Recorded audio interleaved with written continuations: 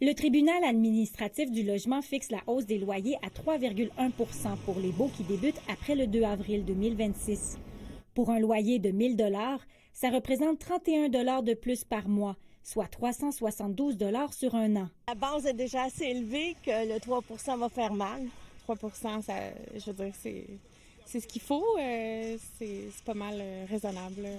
Je pense qu'on s'attend tous à avoir une augmentation de loyer. Fait qu'on n'a pas le choix. C'est la première fois que le TAL utilise une nouvelle méthode de calcul. La hausse de 3,1 % correspond à l'augmentation dite de base, c'est-à-dire liée à l'inflation. Donc, on a un taux obligatoire qui va s'appliquer à tous les locataires québécois.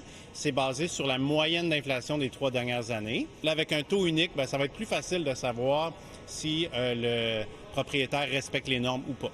Mais certains locataires pourraient voir leur loyer augmenter davantage.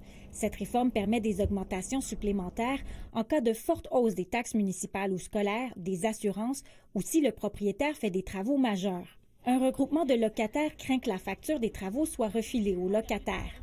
Malheureusement, la réforme, c'est surtout pas des bonnes nouvelles pour des locataires. C'est un peu plus prévisible, il y a des choses qui sont un peu plus simples à calculer, mais globalement, on refile une plus grande partie de la facture pour certaines choses, surtout pour les travaux dans l'immeuble aux locataires. De leur côté, les propriétaires saluent ces changements. Ça faisait longtemps que les propriétaires demandaient à ce que les augmentations à la base, que ça suive l'inflation. Alors, sur ce plan-là, c'est une bonne nouvelle pour les propriétaires. L'an dernier, la hausse fixée par le TAL était de 5,9 %.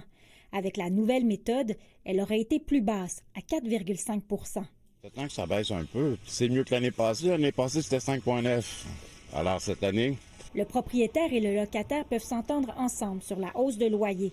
Et en cas de désaccord, c'est le TAL qui tranche. Marie-Lise Morminat, TVA Nouvelles, Montréal.